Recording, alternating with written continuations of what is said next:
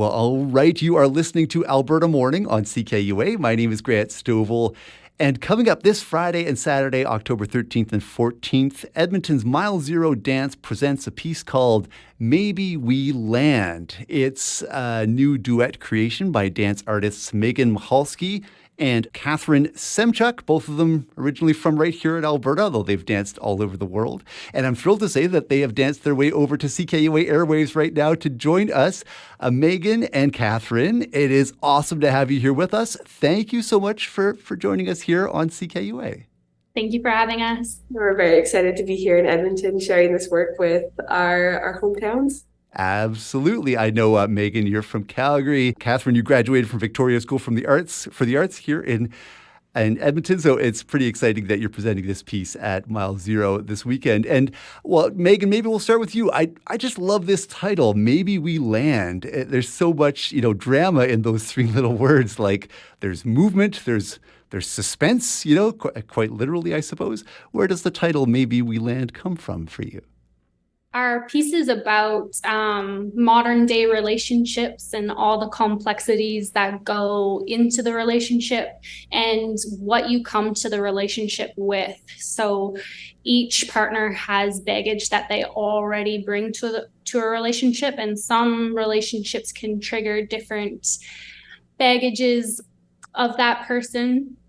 And so maybe we land is a deciphering that happens within the piece of if these two people will land as a unit, as one being. Yeah, or a cohesive partnership. There's also set pieces that are a big part of this work that kind of act as rooms or environments for the two protagonists. So maybe we land is this emphasis on whether or not we'll land in a place or having a soft place to land. Yeah, it kind of has multiple meanings to us.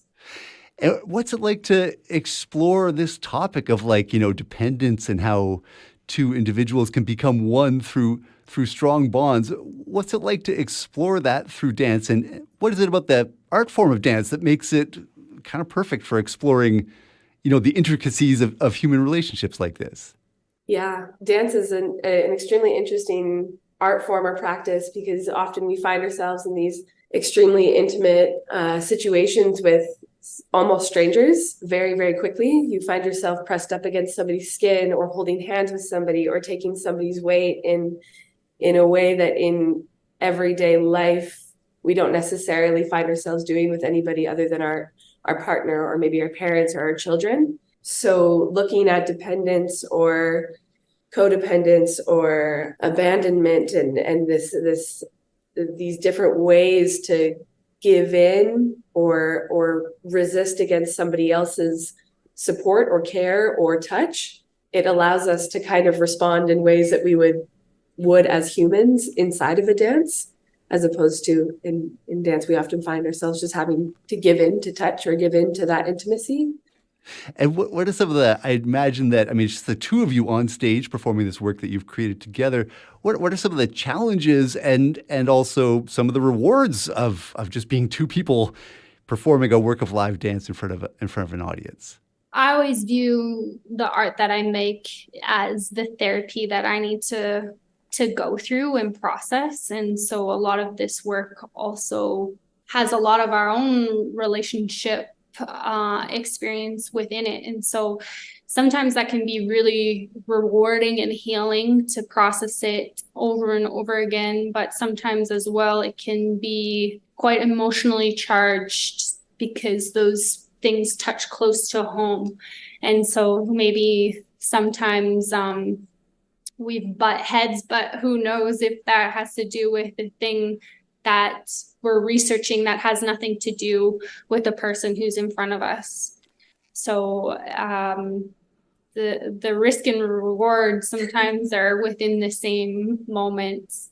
But we have a long dance relationship with each other. So we've also said, Kat said, I don't think I would be in as intimate positions with somebody else. So that's nice to dive into our relationship of we're used to being on stage together and touching each other through partner work. A lot of the partner work in the show has some angst to it and quite a lot of risks. So that does need a background of trust.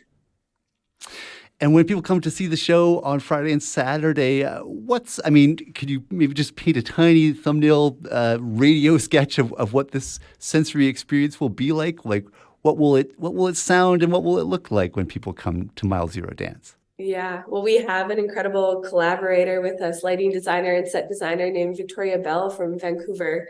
And she's created an incredible set and scenic design. So you'll be able to experience a vivid set and punchy lighting design, as well as driving musical score that kind of takes you on an emotional journey. Some very intimate and sustained moments and some very quick, rigorous switching of physical states. Well, I'm very excited for this performance this Friday and Saturday at Mile Zero Dance, and knowing that the two of you dance around the world and you're taking this show on a big tour as well. What does it mean to be sharing this with people right here in this part of the world where the both of you originally hail from?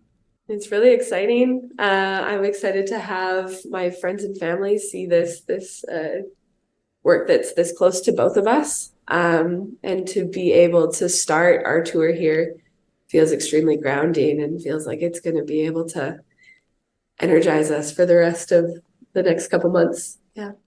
Well, I want to say thank you both so much for taking some time out from rehearsals and all that kind of thing to join us on CKUA. It's a real joy to talk to you a little bit about this piece, Maybe We Land.